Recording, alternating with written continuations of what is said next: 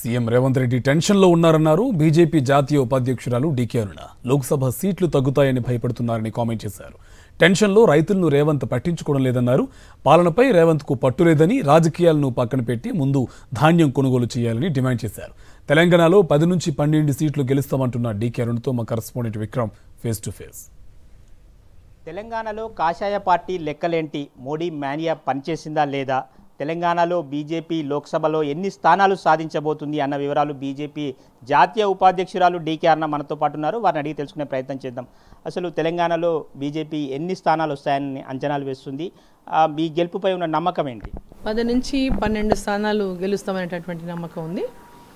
ప్రజల లోపల ఎక్కడ అంటే తెలంగాణలో గతంలో ఎన్నడూ లేనటువంటి విధంగా నరేంద్ర మోదీ గారు మళ్ళీ ప్రధానమంత్రి కావాలని దేశమంతా ఏ విధంగా అందరూ కోరుకుంటున్నట్టుగానే తెలంగాణ ప్రజలు కూడా ఈసారి ఈ ఓటు నరేంద్ర మోదీకి వేయాలి, బీజేపీకి వేయాలి, మోదీ గారు ప్రధానమంత్రి కావాలని గ్రామాన ఉన్నటువంటి మారుమూల గ్రామాల్లో కూడా ప్రజలు, వృద్ధులు కూడా, ముసలోళ్ళు కూడా, వృద్ధులు కూడా ఈసారి ఓటు మోదీకి అనేటటువంటి, ఎందుకంటే ముసలోళ్ళు అంటే అది కాంగ్రెస్ పార్టీ ఓటు, ఎప్పటి నుంచో కాంగ్రెస్ పార్టీకి వేస్తూ వస్తున్నటువంటి ఓటు ముసలోళ్ళ ఓటు.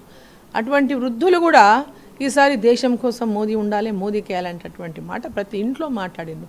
సో మోదీ గారు ప్రతి ఇంటికి రీచ్ అయినరు ఈ ఎన్నికల్లో.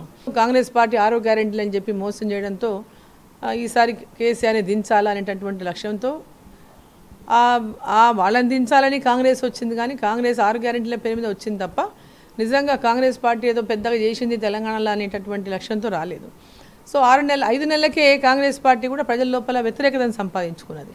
పెద్ద ఎత్తున ప్రజలు ఏ విశ్వాసంతోనైతే 6 గ్యారెంటీలకు ఓటేసిండ్రో ఈరోజు కాంగ్రెస్ ప్రభుత్వం ఆ విశ్వాసాన్ని కోల్పోయింది.